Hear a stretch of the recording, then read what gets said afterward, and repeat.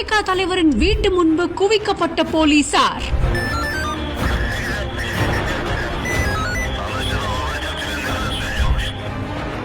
அன்று உற்சாகமாக பேசிய தாவேகா தலைவர் இன்று அவரின் ஏரியாவிற்கு இப்படியா?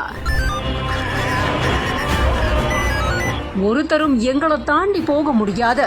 டாப் மோஸ்ட் செக்யூரிட்டி போர்ஸோடு பாதுகாப்பாக இருக்கும் விஜய். மனுஷன் என்னங்க இப்படி ஆயிட்டாரு?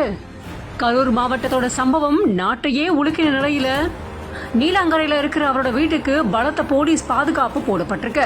கடந்த ஒரு வாரமாகவே இந்த பாதுகாப்பு நீடிச்சிட்டு இருக்கிறதா தகவல்கள் வெளியாகி இருக்கு. விஜய் வீடு மற்றும் வீட்டிற்கு போற 2 வழிகளிலுமே ஒரு ஆய்வாளர், 2 உதவி ஆய்வாளர்கள் அப்படின்னு கிட்டத்தட்ட 20க்கும் மேற்பட்ட போலீசார் பாதுகாப்பு பணியில ஈடுபட்டிருக்கிறதாகவும் தெரிவிக்கப்பட்டிருக்கு. இந்த வழியா போக முயற்சிக்கிற நபர்களை சோதனை மேற்கொண்டு அதுக்கப்புறமா தான் அந்த சாலையில அனுமதிக்கிறாங்க. இது மட்டும் இல்லாம விஜயோட பரப்புரைக்கு பயன்படுத்தப்பட்ட வாகனத்தை ஏன் போலீசார் பறிமுதல் செய்யல அப்படின்னு கேள்வி எழுப்பப்பட்ட நிலையில பரப்புரை வாகனத்தையும் போலீசார் பறிமுதல் செஞ்சதுனால தொண்டர்கள் விஜய் வீட்டுக்கு முன்னாடி குவிய வாய்ப்பு இருக்கிறதா, இதனால முன்னெச்சரிக்கை நடவடிக்கையா தான் போலீசார் குவிக்கப்பட்டிருக்காங்க அப்படிங்கிற மாதிரி சொல்லப்பட்டிருக்கு. விஜய் அவர்களோட பாதுகாப்பு கருதி அந்த ஏரியா முழுக்க டாப் செக்யூரிட்டி கொடுக்கப்பட்ட இந்த வீடியோவானது இப்போ இணையத்துல வைரலாக இருக்கு.